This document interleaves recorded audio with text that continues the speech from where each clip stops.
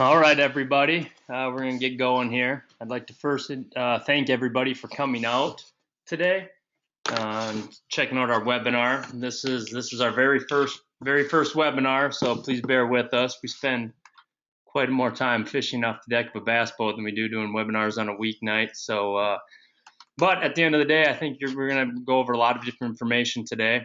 First of all, I'd like to introduce myself. I'm Josh Douglas. I do a lot of promotions for Navionics. A lot of electronics training, and joining me today is good friend and Bassmaster Elite Series rookie, Seth Feider. What up, what up?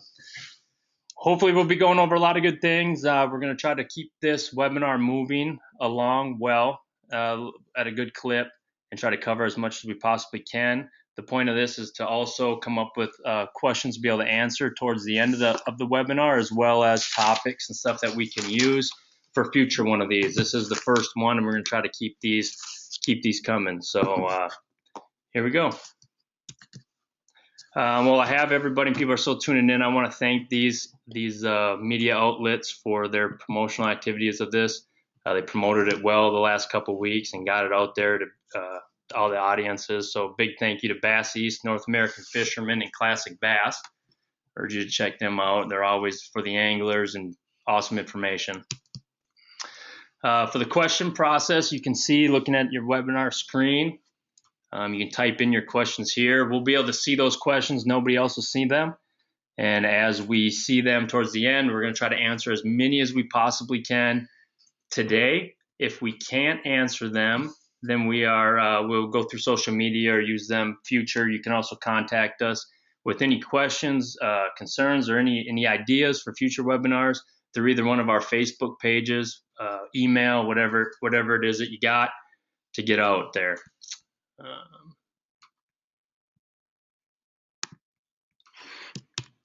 Also, if you're viewing from a mobile app, this is from an iPad. The question mark thing would be up here on the top. We were looking at Android earlier, and I believe it's somewhere down on the bottom that you can ask your questions. All right, the topic of this is about tournament practice and how we use today's electronics to cover water fast. One big thing is using your preparation meets opportunity. Hopefully you should be able to start at home, practice starts at home, and start dissecting the lake using mapping. Mapping is such an important function, and hopefully by the time you get going with it and by the time you do your research, the end result will be something like this. Coming into a high percentage area, scanning that area using your map to try to figure out these high percentage areas, scanning them to find something like this, and that would be a giant school of Tennessee river bass hungry to eat. Yeah, looks like a fun spot to throw a lure in. Yeah. First thing is going to be that I want to cover is lake mapping. I'm going to get into quite a bit of this. I work a lot of booths. This may be elementary to a lot of people. I work in the Navionics booth. I'm still shocked by how many people invest in electronics, but don't necessarily invest in good mapping. I've always said my Navionics maps are what breathe life into my unit. It all starts with everything's a guess once you get off shallow. If you're going offshore, you're guessing. You can see in this top left picture, this is the picture I took from Lake Minnetonka. The shoreline is actually going the opposite way of the point. But if you look down here in the bottom left at my Navionics screen, there is an underwater point that comes off the end of this point to the right. Going over that with my structure scan and my down scan, you can see that is a bunch of bluegill. We got a weed line. We have a major rock pile. You can actually see bass here and bass here in between that. And that's something that would have taken so long for anybody to figure out on their own, just running around, just fishing blind. They'd probably just be on the bank. And that's the point of this thing, is to start with mapping. And from there, what we're going to get into is we're going to take it to the water and start breaking down some different features on our electronics. And then Seth's got a very nice presentation about actually breaking down water and patterning once you get out there. Everything starts with the Navionics WebApp. This is a great feature. This is a free feature for anybody to use. I'll actually get on right away by visiting Navionics.com. Navionics.com. Anybody can view the web app. The web app's right up here in the top right. Whether you're interested in buying Navionics maps or you're getting ready to go to a lake that you haven't been to and you just want to study it, maybe figure out a game plan and practice to be more efficient, you can just go to the web app. Scroll out, I can view anywhere I want. Zoom back in, and let's just zoom in here. Like I said, this is free. When you scroll in, you can see points here. I can go and look at my Sonar chart. Sonar chart is something you'll hear us talk about a lot. This is user-generated content. The old way of doing mapping, of recording mapping, was basically mowing the lawn, 100-yard swoops back and forth, and everything gets guesstimated in between. Now, because of Navionics and Sonar charts, anybody's able to create their own maps, refine mapping, make it better, and anything. I found that in the last year fishing, I'm using my Sonar chart maps far more than I'm using my regular nautical charts, especially on my last one at Ross Barnett. It was terrific. I was able to find trenches that leaded onto big flats, something that just wasn't there before, and that helped me cash a check and much needed points to start the Central Opens off on the right foot. So the web app, again, that's navionics.com. Very, very easy to use. Awesome app. It's free. Every lake in the country, it's got it on there. You don't have to pay for nothing. Go right on the internet and you can look at any lake you want. Really cool feature.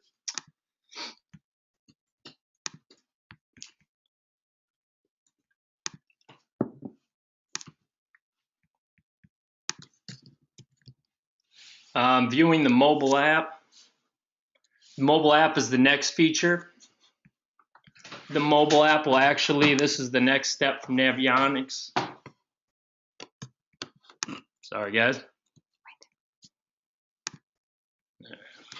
The mobile app, this is good for iPad, Android, tablets, phones.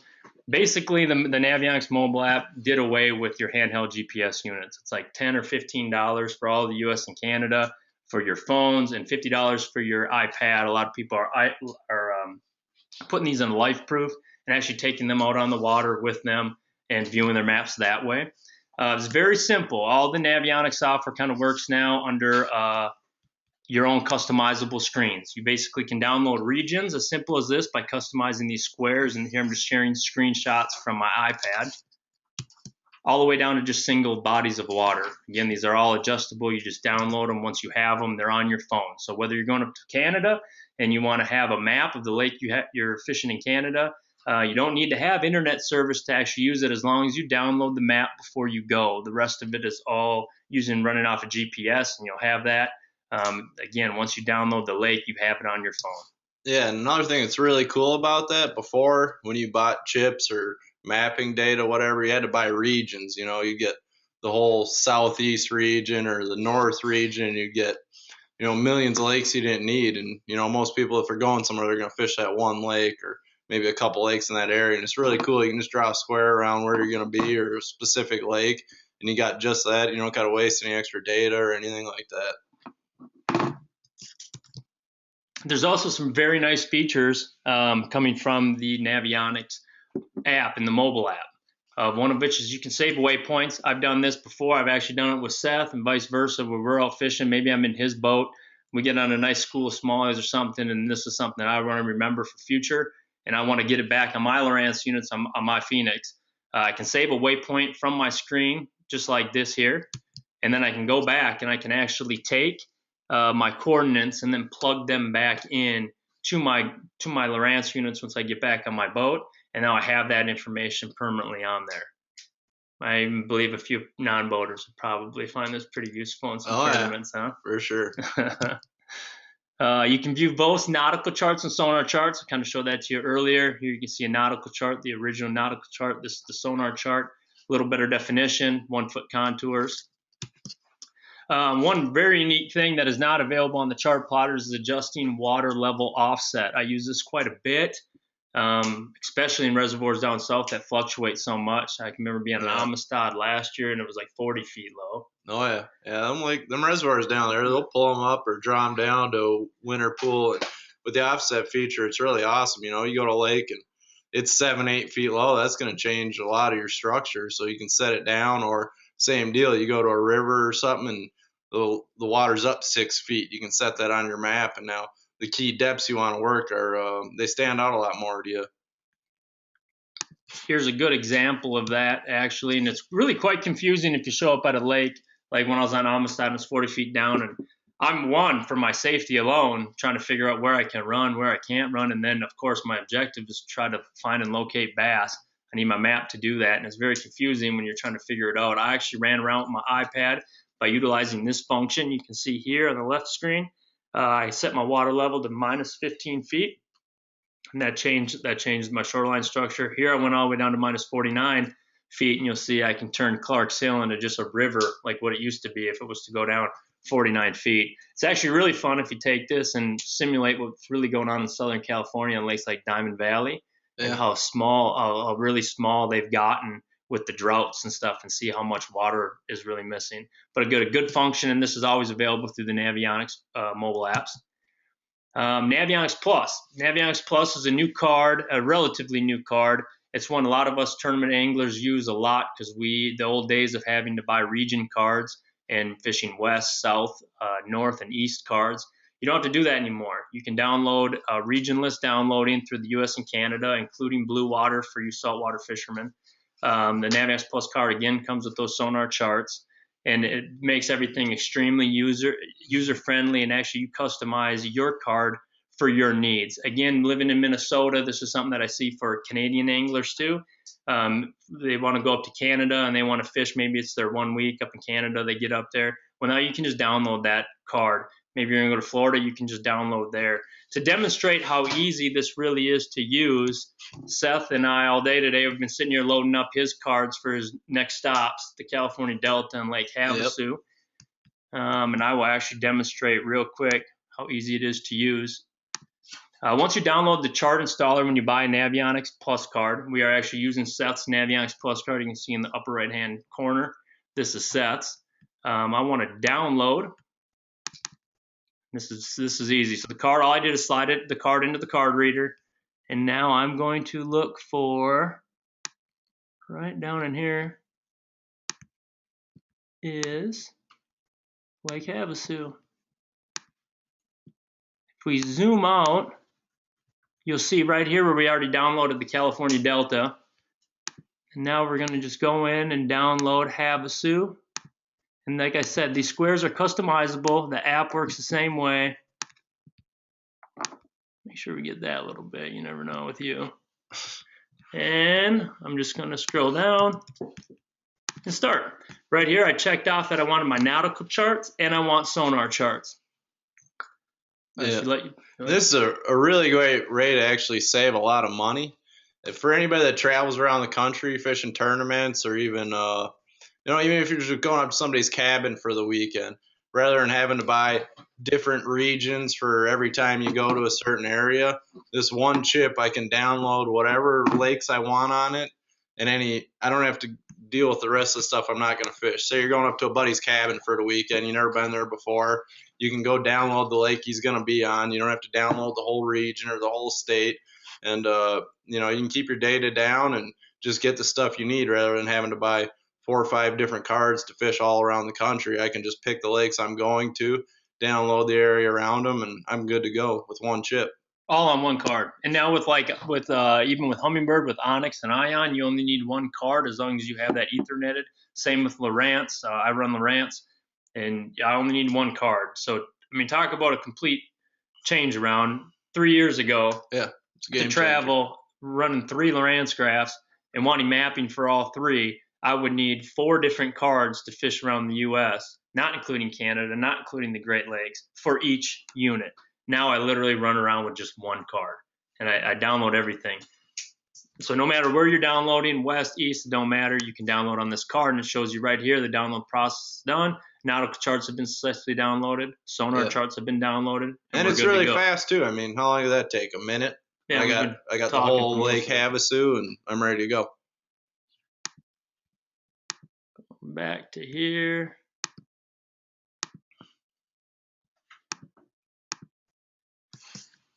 Moving on. Now we're going to start taking it to the water. This is fun for me. This is something that I customizing my electronics to get the most out of them. Seth and I both offer on-water electronics training. Obviously, I do mine with Lowrance and Navionics. Seth more on the Humminbird Navionics side. how to get most out of your equipment. A lot of this stuff I'm going to cover quickly about the Lowrance. We're going to go through different settings. I first want to thank Lowrance. I am using Lowrance Electronics Touch 12s, and my screenshots come through Lowrance. We're going to keep this bipartisan, though. I mean, we're all going to we want to answer anybody's questions on anything, so we'll comment on both screenshots no matter where it's from. We're all fishermen in the end. That's the point. And everything, we try to tie in things that are going to be with Lowrance and with Humminbird so that everybody can find this under their unit and do it. Basically, you have four main things we're looking for when we're breaking down water. Four key elements.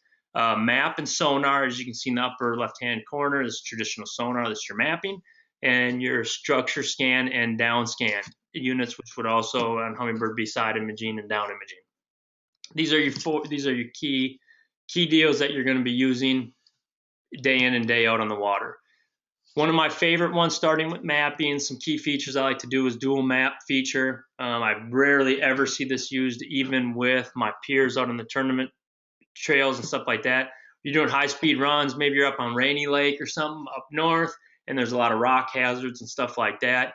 Utilizing your dual map feature is huge. I can keep my left screen, I can keep it zoomed in while I'm running tournament morning. It's maybe a little foggy, I'm running 70 miles an hour. I want to see obstacles that are in front of me, so make sure I get around them. And at the same time, I want to see the overall look of the lake to make sure I'm going in the overall right direction that I need to be going. Big time important when you're running river channels or things that could have hazards. And just to save time and be more efficient. Yeah, time is money. Exactly. Especially if you're making a long run across big bodies of water. If you're not, lined up where you got to be, going in a perfect straight line, you're losing time. You know what I mean? And then having it zoomed out on one side where you can see your end destination, but at the same time having a close up, if you got to run around humps and points, you can see where you can cut through and where you can't cut through. It's a really cool feature. Absolutely. Course extension. This is a big one. This is one that actually Seth introduced me a while ago and got me using course extension on my graphs. Course extension is great, awesome way to line yourself up on coming up on your structures that you want to fish. I've actually used this too on tournament days when you're sitting there, maybe you're reef fishing on Erie or something, and you can't tell if that boat is actually on the spot you want to fish from a mile away. I can kind of line up my boat and see if he's there without having to run all the way over there and see I can kind of get the vibe of where they're going. This is the course extension. It shows I'm going straight and shows which direction I'm going.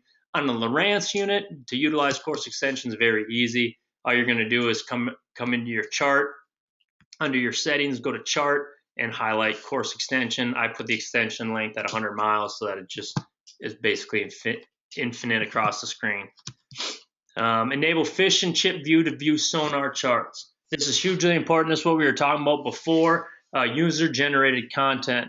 Below in these screenshots, you'll see this is actually from just the other day. I was out fishing with our good friend, John Figgy. Figgy Diggy, yeah, what's up? And we were, him and I were fishing the Mississippi River. Rivers very seldom will ever get logged for mapping outside of the federal river main channel, yeah. And that's Once for barge traffic. Skinny stuff, there's a lot of it's unmapped. And that's strictly because rivers change. It's hazardous. A lot of hazards. Rivers change a bunch. With sonar charts, now this information can be logged and we can get maps. I'm starting to see maps at the Red River. Here's the Mississippi River, Arkansas River, Alabama River, places that we never had mapping before. We have it. Now, I would still, being that they're rivers, I would still move around. It ain't nothing being 8 feet and there'd be all of a sudden a hazard or something there, an old closing dam or something. However, it will show me that, in this case, that there's fishable water back here. And coming back on this flat, we came back here and we saw we had some contour on this bank, went down that bank and started catching both smallies and largemouth that were moving in. If I was just looking at it this way, I would have saw a massive blue area back there and wouldn't know where to begin. Yeah. This at least gave me something to get back to. That's a big deal. Not only will it show you, anytime you get into the backwater areas and you can see there's some depth in there, there's a good chance there's going to be some fish back in there on them shallow flats. Another thing is just the efficiency of it. If I see that Navionics map card and I know there's a ditch through there, I got no problem just getting on it and running it. Whereas, on the left side where it's all blue, I'm going to go down to idle, have my motor trimmed all the way up. It might take me an hour to get all the way back in there, but knowing that you got with the mapping, somebody's been in there, it's deep, you're good to go. I just go ahead and run it and save a lot of time that way. Absolutely. I do want to go back to something. Can we go back to the last screen? Yep. One more. This one, the course extension, something I use all the time. Like Josh said, it's awesome when you're like pulling up in areas where you're offshore and you want to see if somebody's on your spot too. But the other thing is when you're fishing like real small spots, I'll go on my side scan. A lot of time on like Minnetonka, a lot of the rock runs in ridges. So I'll put a waypoint at each end of the ridge. And then when I'm coming, I'll spin back around. When I come in to fish it, I'll get that course extension lined up through both waypoints. And then I can pick out a landmark on shore where I want to throw to. I'll stop short of the outside waypoint. And the first cast every time, I can make a perfect cast down the structure I want to fish. I'm not searching for it. Is it a little to the left? Is it a little to the right? I don't know. With that course extension, I can idle right into that spot, pick out a good landmark on the bank, and make the perfect cast right away. Again, just getting to be efficient. I mean, we only get so much time on the water, and you just got to make the most of it every time you're out there. And that's what it's all about. I mean, that's what the whole course of this webinar is for, is to be more efficient when you're on the water and using the tools that are available to us out there. And that's a big one. I can tell you how many times I sat there at the jig run of Minnetonka before that, trying to make that cast and not knowing where it was on my screen and everything. All right, moving forward. So the fishing chips to enable this, you can see the two red. This is on Lowrance. On Humminbird, still fishing chip. You just got to find that. Yeah, you go to it's menu, go to chart, scroll down to chart select, and then you cursor over to fishing chip. It's pretty easy. This is kind of a big one for me. This is one I like to talk about when I'm doing my electronics training. Again, efficiency on the water when we're looking for stuff. I run 3 units. I think Seth's running 3 units. Not everybody obviously is running 3 units. At the same time, I like to keep one of my transducers, my Sonar transducers, I like to have them mounted in the hull. And the reason for that is, one, around weeds, I still hold bottom contact and I'm not losing it. But most importantly, when I'm running, you can see in the upper left-hand corner, I was running at 27 miles per hour.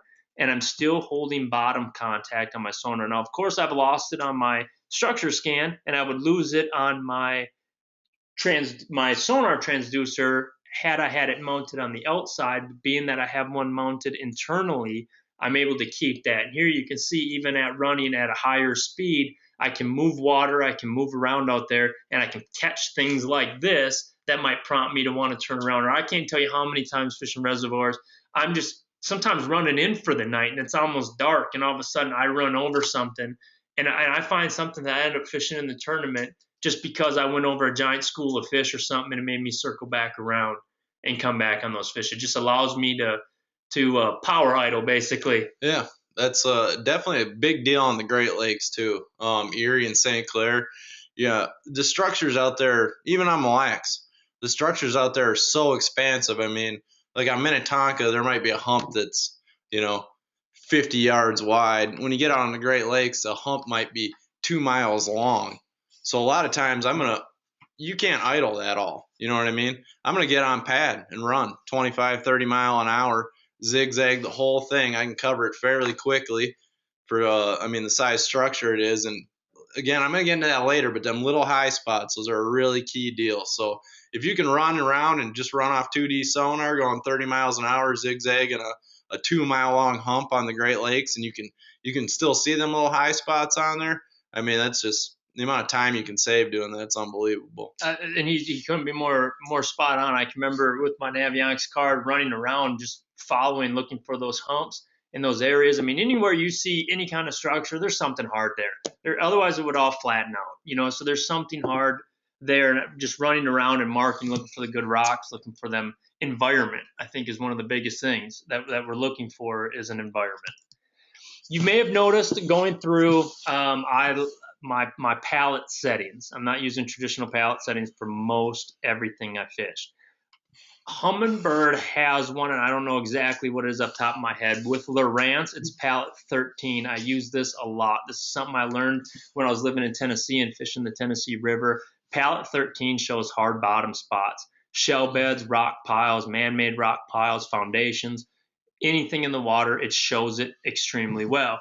It also shows me real well how big an actual bass is. If I start getting some of these green and yellows and stuff in that fish, I know that that's a big bass that's underneath there. Something that I actually utilized on Erie, I had a good bag on day 2, and I actually used that to get a little bit picky when I already had about 20 pounds about what I'm going to drop down to and what I'm going to catch. To show you how big that fish is. In this instance, you can see I'm fishing the Tennessee ledge right here, Tennessee River ledge. You can see the rock in the down scan. We look up here and you can see it. You can see how hard it is. At this time, there was nothing there. Other screenshots will show you the fish when they're actually on it. Pallete 13 exposes hard bottom areas like rock piles, shell beds, and foundations, as I said. In this picture, you can see I'm just idling around points. I'm using my map to first tell me where I need to go. Once I get there, then I'm turning to my electronics and I'm breaking the information down and I'm trying to see what's there. In this case, I'm going over a rock pile right here. You can see the boulders down here on my structure scan and how well that relates back here, showing me the bottom and showing me these hard bottom areas. Here's another really good one. This is a spot that's very near and dear to me. This is a school of spotted bass hanging over a man-made rock pile. I caught all my fish off of this in this particular tournament. You can see how hard that rock pile is. It was put there. This is not something that was there. Somebody put it there, as you can see on the Navionics mapping. But look at that massive school of spotted bass. Is that not something you're looking for every time you're on the water? Yeah, they're biting. Those fish are biting. Anything you drop down there, they're going to eat it. Here's a good side-by-side. This is standard. One point that I want to get to is most of the time with today's electronics, Lowrance, Humber, doesn't matter. In particular, my Lowrance, I like the custom settings that come already standard on the unit. I don't mess with too much. With that said, I do mess with some. Pallete is one of them. With the Pallete setting, you can see this would just look like a hump. I mean, it looks like a good hump. You run over it, you might want to fish it. It's a pretty hardcore hump. Going to Pallete 13 will show me that on this upriver, up current side, look at that shell bed that was sitting there. That's something that I would not have seen originally. I now know where to spend the vast majority of my time checking this to see what kind of fish are holding on this structure. Contrast. Contrast is another one. When it comes to traditional sonar, I usually leave it alone. The settings are awesome. Contrast when it comes to structure scan or side imaging is very, very important, and changes with water clarity, depth. There's so many different reasons, vegetation. Yeah, types of cover too. Yeah, big time. That make difference. You want to change your contrast setting. Factory setting on this particular thing would actually be quite high, and I think I have some screenshots showing that, but this screenshot right here shows my structure scan, shows a rock pile coming up onto a little bit of a ridge here, and it's properly dialed in. It shows me the rock, shows me the shadows. Yeah. One thing I want to say about a lot of these settings on here, people want to know, there's not a perfect setting. There's not, you set it at this and it's good for everything. Every single day I'm in the boat, I'm adjusting them, trying to get the best picture I can. And that's going to change from what you're fishing. You know, if you go to a place where you're fishing shallower and everything, your side scan's 5-6 feet and weeds, you're going to want to set it differently than if you go out to like a Great Lake and everything you're fishing's 20-30 feet deep and hard bottom. So it's something you always want to play with, and you can adjust it yourself, and wherever you're getting the best picture is where you want to be. But there's no settings that are just plug it in and go. They're all going to have to be adjusted according to the depth and type of cover you're fishing. And with anything, doing electronics training on the water, for maybe it's just your average weekend warrior that only gets out a few times, or you're even your hardcore tournament guys, play with them. They're not just depth finders. They don't just tell you what the water level is. They don't just show you how to get on and off the water. There's a lot there, and you really can't screw nothing up. Play with it. If you don't like it, change it. And here's a great example of that. Here's my contrast setting. These little arrows show me where it wants me to be, but that's blown out to me. I can't see nothing. Yep. Given that structure so hard, the white that it's showing me in that structure scan, I can't see nothing. As opposed to dropping down my contrast and playing with that, this is the exact same image, but look how clear it is. You couldn't even see these rocks that were out there, the sand going to a transition into muck. Play with your contrast. That's a big one to play with. Hydrowave. this is a big one. We're talking about fishing electronics and utilizing that together. I think one of the biggest things for me, and I think Seth would agree with me, when I am practicing on a body of water, I don't know. I want that body of water to show its best to me. I want to stimulate the environment around me. I'm not necessarily need to find that fish right there. I need to see the environment that a 5-pounder would want to hang out in. And my hydrowave will do that. Obviously, for those that don't know, hydrowave sends out sounds of bait fish, and more importantly to me, sounds of bass eating bait fish. Yep. Puts that under the water and brings out the competitive nature of fish. To try to wrap this up quick with a quick story, I have a lab that's 14 years old and a younger Rottweiler. He's a boy, she's a girl. He can be sitting there sleeping, not hungry at all. All of a sudden, she'll go over to eat. He hears her eat, and what does he do? He walks over and nudges her out of the way to eat because he's dominant. And big fish are dominant in that system. And when they hear other fish feeding, that stimulates them to come in. My hydrowave is as important to me as my Navionics mapping and my Lowrance electronics. But how you utilize them together is very important. As we said, it stimulates the environment around you. In this screenshot, you can show these are 2 spotted bass that are looking up. Spots show themselves. Smallmouth too, big time. They're just curious. The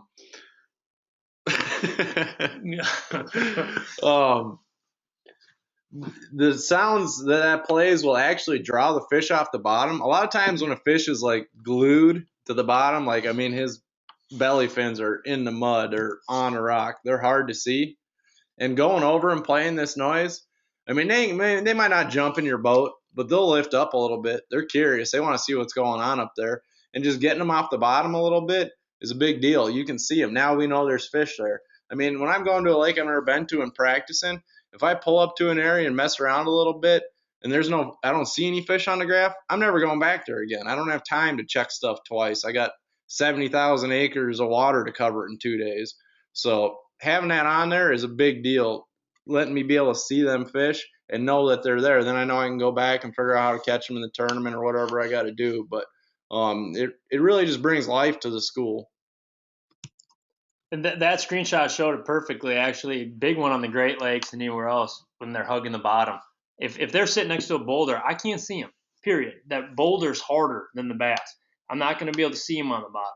But if you can get them just to separate themselves from the bottom, literally just look up, and all of a sudden you'll see, like in this image, I can see a bass. As a matter of fact, I think I see 2. And there's 2 bass right underneath me, and that's all I need. Look up a little bit, and I feel like I can catch them. Same with this screenshot. That's a streaking spot right there. They're notorious for it. As you said, smallies are too. They hear that, they come up and look. Very curious fish. Actually, I want to tell a story. The first time I ever used a hydrowave, we were on Green Lake in Minnesota. Most people watching probably fished it. There's a lot of like real sharp breaks off the flats. It was a spring tournament. We were fishing jerk baits off the edge of the flats, and I'd keep getting these. I'd never seen them before. It's my first time in a hydrowave. I keep getting these like weird streaks coming up on the graph. They'd come out of 20 feet of water, and I'd just lose them at like 6 feet. Straight up. I'd lose the fish at 6 feet. He'd disappear off my graph. But I'd twitch that jerk bait up by the boat, and all of a sudden a big smallmouth would come up underneath it and eat it. And that fish was in 20-some feet of water. The way sound travels underwater is unbelievable. Those fish can hear that from a long ways off, and the curious nature of smallmouths and spots, that hydrowave does wonders on them. It really changes the game. And again, in practice, it's just so important. If we can see it around it, then put a waypoint there, fish it during the tournament, and see how good the area really is. But as long as we can see them around, I want that area to show its best to me while I'm there. We're gonna get into actually some good stuff now. We're taking her to the water, so we got our maps ready. We have our electronics dialed in, and we're ready to go. We were able to get out on Lake Minnetonka with Seth, which is his stomping grounds. It's my baby. I like to say I've got him a couple times out there, but he's got me more than dozens. So this is his cup of tea, and we'll let him break it down from here. Yeah, just want to thank Humminbird. That's what I use for graphs. So all these screenshots are going to be Humminbird stuff. Big thing I do with this is another thing before you get on the water, and then once you're on the water, is going over the lake maps and kind of picking apart the structure on the lake. You can really see a lot of really detailed stuff on the lake that it would take you months, years to learn all these little deals, and you got them with just by plugging a chip into your graph. And what I'm going to go into is like patterning with my map card, and that's going to be finding similar structures all over the lake. And that's the same deal. It doesn't matter what you're fishing. It might be little points or little turns or humps or anything like that. Just looking at that is going to save me a ton of time. Let's say I catch one. We're going to talk about high spots as a piece of structure for this example, but it could be anything: steep breaks, inside turns, stuff like that, flats, whatever it may be. But the little high spots on the points, really good places to fish. But I can go in here and see, I don't know if you can see this on here, but this little high spot on this point, and there's a few out here too. I can just save a ton of time. If that ends up being the deal, say I catch one off a high spot here, if there's points that are just slow tapering flat and they just keep getting deeper and deeper, I can see that on my Navionics card. I don't got to mess around and fish every point down the lake. I can look, zoom out on my map and look at the rest of the points. I might find the next point that looks right might be 5 miles down the lake. I can run right to it and pull up right on the high spot rather than mess around fishing or idling over every little point looking for a little high spot on it. So, like I said, an efficient way to break down the water, and I can pull it right up on the sweet spot right here, this little high spot. I don't got to drive back and forth across this point 25 times to figure out there's a little hump right here. I can see it on my map. And all this stuff's done on Tonka here, all these pictures. Most of you watching this probably fish Tonka a little bit. But these high spots are a really key deal. And the depth of them isn't necessarily important.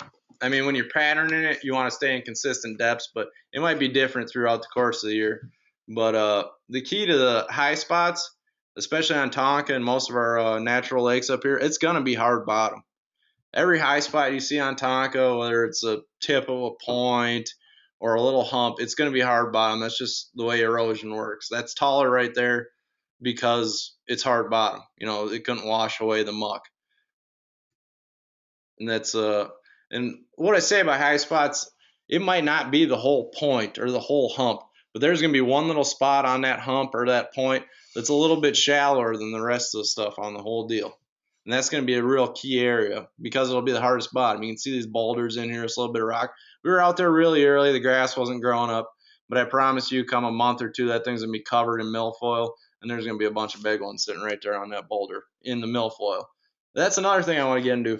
A lot of people don't do this. If you can get a chance, especially on our northern lakes, to get out early in the season, bass fishing's closed, we can't do anything anyways. Spend your time out driving around looking at these little spots like this, because you come back to this same area in July and you'll never know there's rock on the bottom. The grass is going to be so thick you can't see any of it. A lot of homework can be done in these early months right after ice off before there's any grass up. You can see the hard spots, like I said, that you're not going to be able to see later in the year. And I promise you, if there's a flip and bite and this whole area, this whole point out here is milfoil, and right here there's a couple boulders, I can almost guarantee you it's going to be a hammer hole. Yeah, and to go off what Seth was saying just a little bit more, I mean, obviously on places like Lake Minnetonka here, anywhere in Minnesota, Champlain, Oneida, anywhere the grass is going to die off, it's so key. But not just there. Living on Lake Chickamauga for a while in Tennessee River, that loses its grass.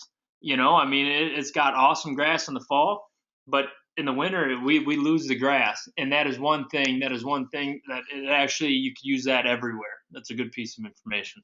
Yep. And then high spots are anything: ridges, humps, points. Like I said, generally hard bottom, rock, sand, gravel. And they might not be big. They might not stick out of the water. It doesn't have to be 3-4 feet to consider a high spot. They could be as small as 6 inches to 1 foot rise, but that little difference is going to make a big deal once that grass starts growing.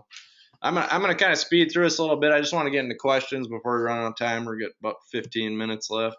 Another thing about hard spots, they're prime feeding locations. That's where the bass are going to be when they're eating.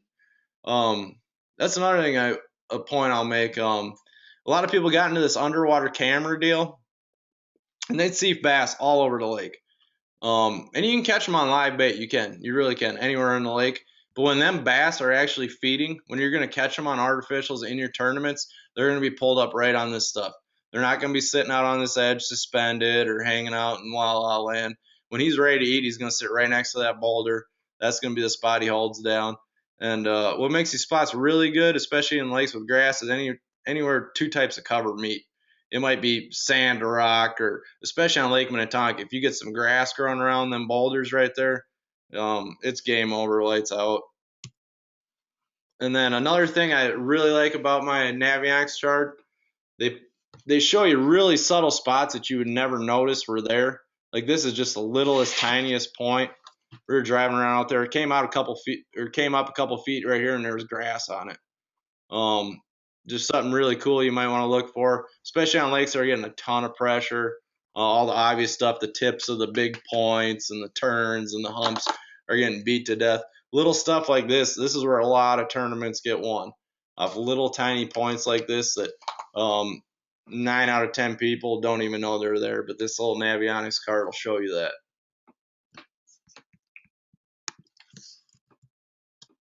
All right. We'd like to open up for questions. First, before we do that, we got a ton of questions, and we're going to try to get through as many of them as we can and doing a rapid fire deal. First, I want to thank Navionics for sponsoring this webinar and allowing us this hour to be able to get on and talk about electronics and not just Navionics, everything that we use.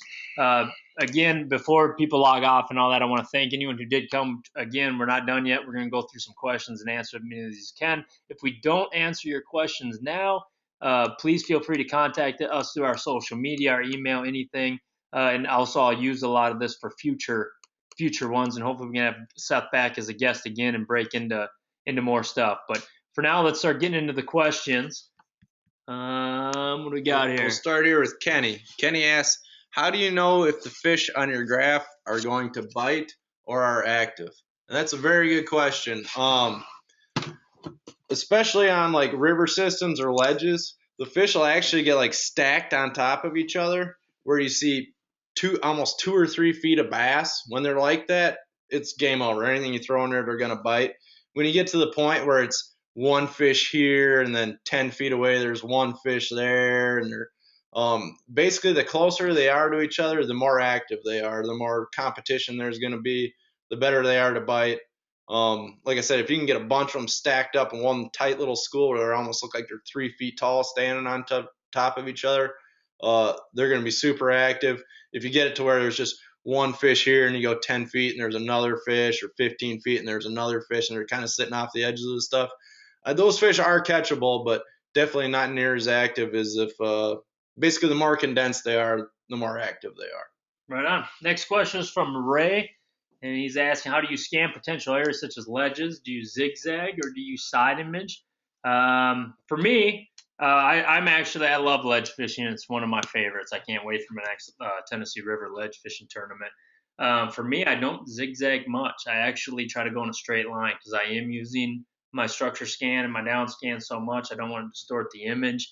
I do a zigzagging pattern to make sure I cover the entire thing, because generally, if I'm using structure scan, I'm not looking for the fish themselves, though they'll show them to me great. I'm looking for their home. If I'm going over the top of them, I'm actually looking for fish. I'm using my sonar or my down scan. So I do both. Like I said, I run 3 graphs, so I'm looking at sonar even when I'm distorting the image of my structure scan.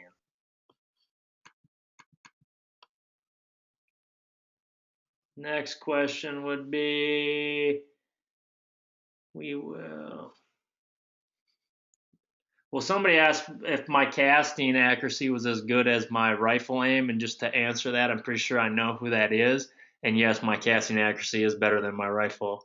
If talking to Seth, I know he's at Animal Killing Fool, so maybe not. My rifle aim is better than my casting accuracy, but me with a shotgun is not near as well. I can shoot a rifle good, but a shotgun, I just kind of point and pray.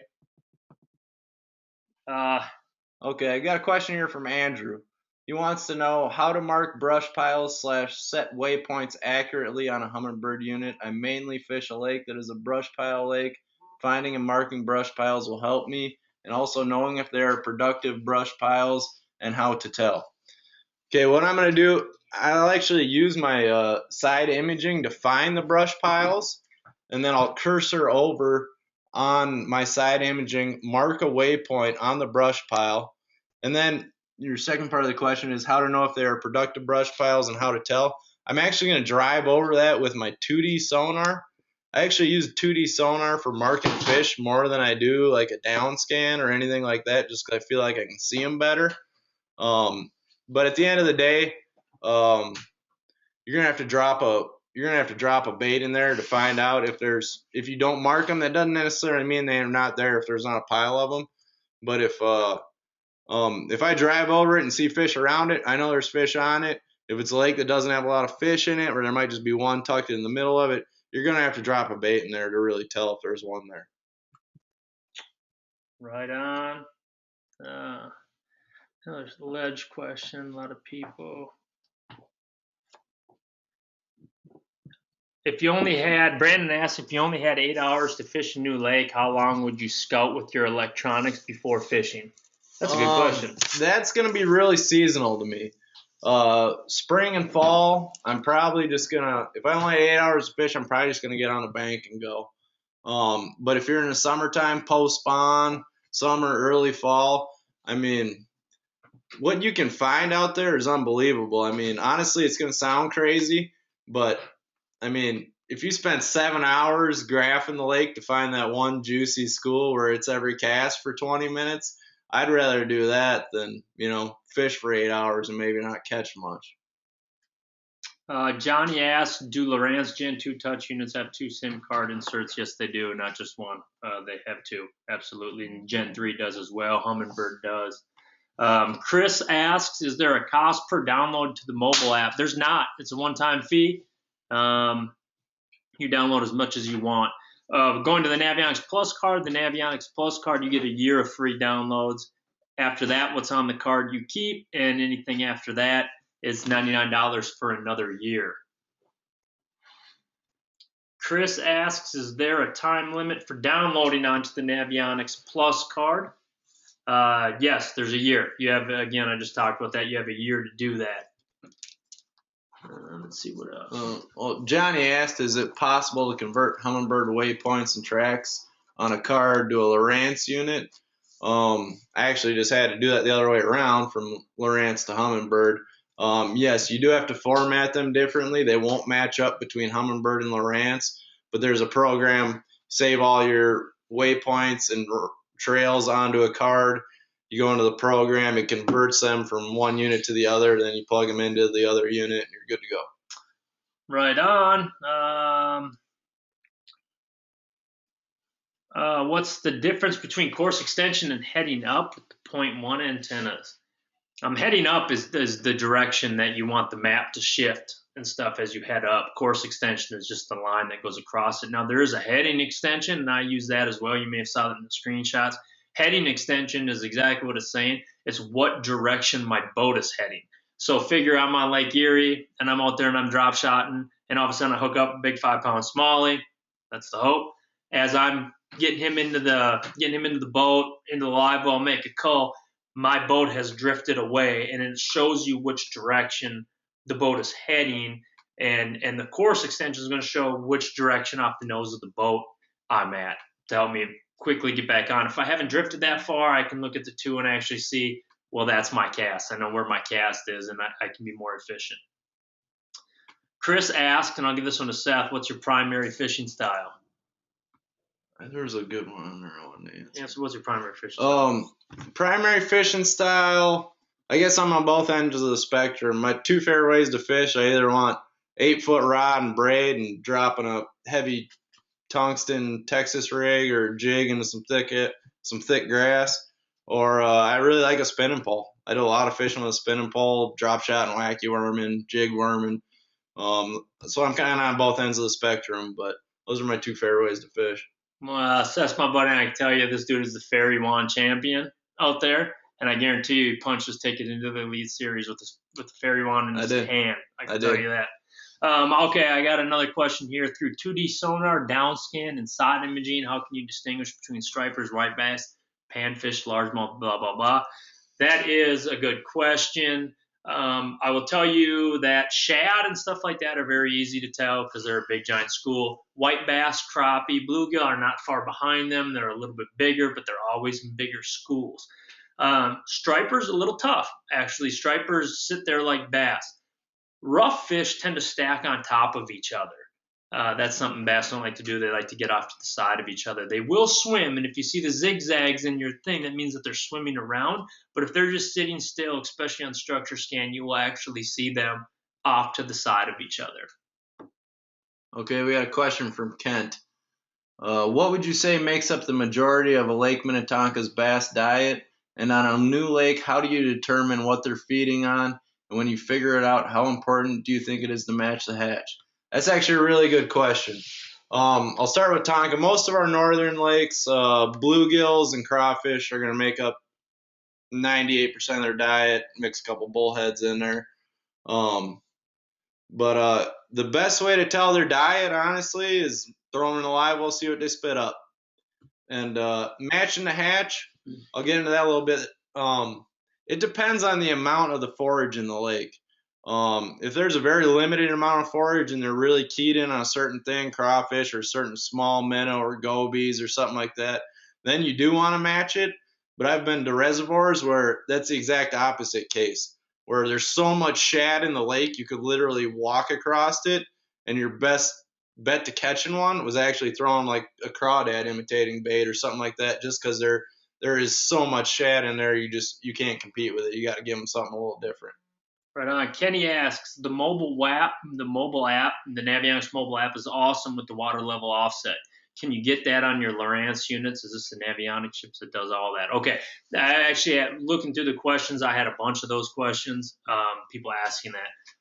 To be dead honest with you, I don't believe the chart plotter companies, and I know for a fact Lowrance and Humminbird, they have not, that option's just not there for Navionics. I don't know the political answer to that.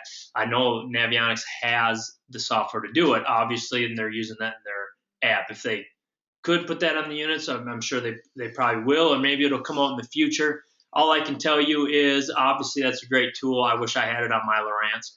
All these companies, whether it's Humminbird, Lowrance, Navionics, what their customer, their clientele tells them is what's most important to them is customer satisfaction. So if that's something that you would like to see, all I can tell you is send an email into Navionics, Lowrance, Humminbird, whoever it may be, and request that. And hopefully in due time, that's something that you'll be able to see. Okay, we got a question from Brian. How do you adjust your graph when catching fish off your screen when drop shotting? Also, how important is down imaging when you do this, or is it not? That's a great question. I actually prefer 2D sonar over down imaging. With down imaging, you can't really pick up your bait and your line when you're dropping it. So I like 2D sonar for that. And again, it's something you're going to have to play with. Every graph's different. Depth of water you're in is different.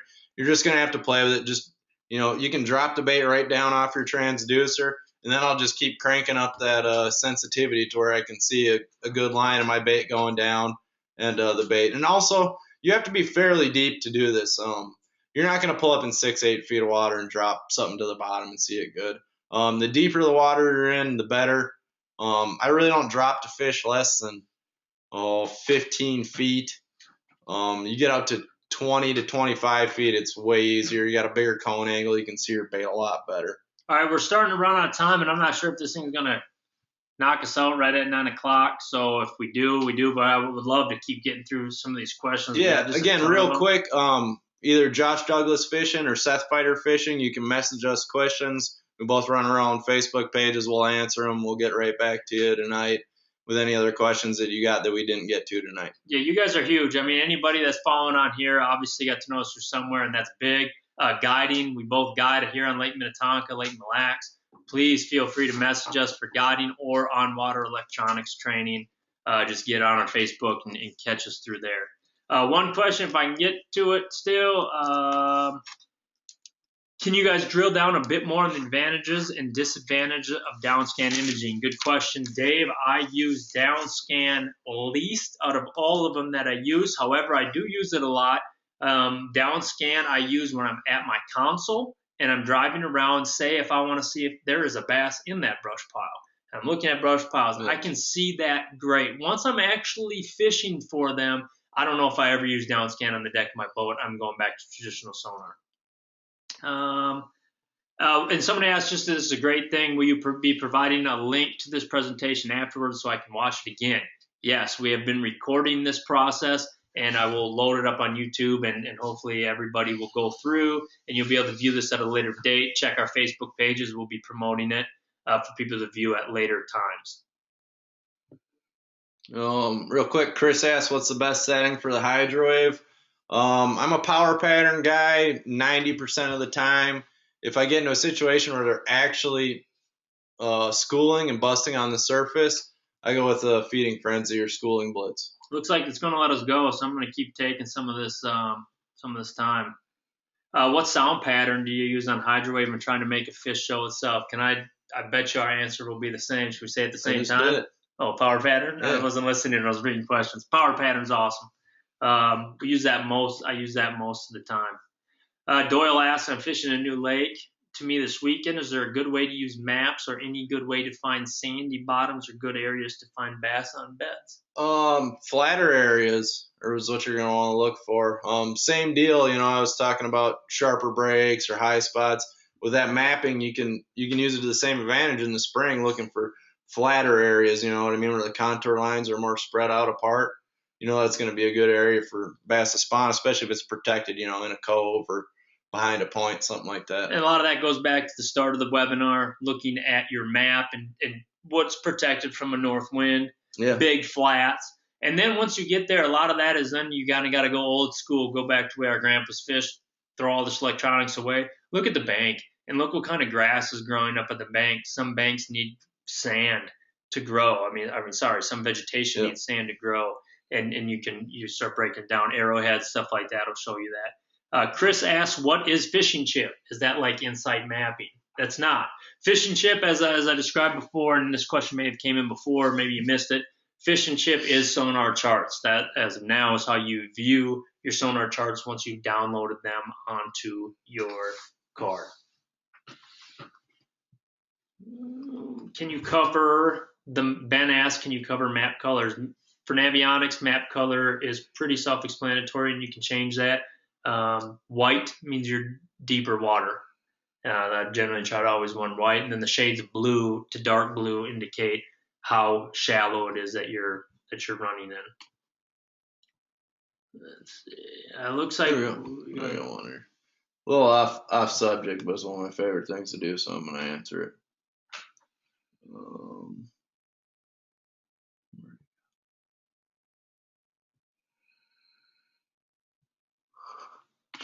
We had it there, and I zoomed right past it. Oh, John asks, what do you use specifics on drop shot, rod length, power, etc.? Do you use bait casters? I will use a bait caster drop shot, but that's in very few situations. Like if I'm bed fishing largemouth, I will use a drop shot on a bait caster with like a big flipping hook in it, 15, 20 pound test, wrench them. Most of the time I fish a drop shot, it's a spinning pole. 7 foot in length is all my spinning poles I use are the same. And I actually run 2 different setups. I'll run a medium light with 10-pound braid and a fluorocarbon leader, and I'll use that with any bait long enough that I can use a straight shank hook in. That'll be your robo worms, things of that nature, longer baits. And I'll use the medium light with the braid. I get a great hook set. That straight shank hook, if I can get by with it, I'll use it. It just pins them every time. And then if I have to go to where I'm nose hooking, or I'm using the smaller hooks, I'll actually use a 7-foot medium action rod with straight fluorocarbon. So that helps you all. Right on. And we got to wrap this webinar up. Again, we will be having more of these. I'm going to take one final. Actually, I'm going to take 2 questions and put them into one to Seth. And again, I thank everybody for coming out. Yeah, please tune in for more. We appreciate your support as we're out there fishing and try to do our best to whatever we come across to share it with the rest of you so you have more successful days on the water. Last question, then we're going to get out of here. It's a two-part. I'm going to read both questions because they're kind of similar. Derek asks, on unfamiliar lake, what do you look for during map study to find potential areas to begin practicing for tournaments? For example, reservoirs in Missouri with no vegetation. And Arthur asks, I have trouble finding good spots and hold big fish. Any tips? Okay. When looking on the map study, that's really going to come down to seasonal times of year. If you're in a pre-spawn spawn, you're going to be looking at areas the fish are transitioning into, leading back to spawning areas, flatter little spots, especially in Missouri. All of them reservoirs are real steep off the bank, so finding them flatter banks and that smaller rock, that's going to be a big deal for you in the spring. And then, it's the same deal in the summer. They're transitioning their way out. You want to look at them first little humps and ledges outside of those spawning coves.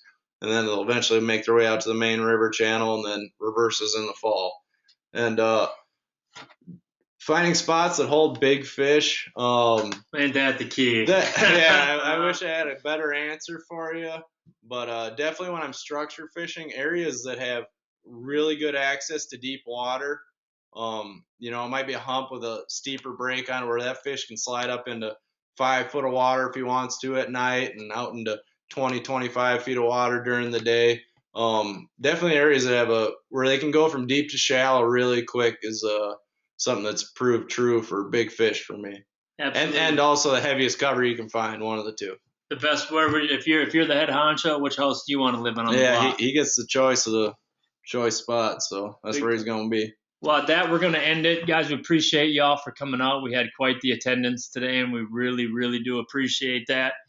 Please continue to send in any questions, comments, anything, input, anything that you'd like to see in future webinars.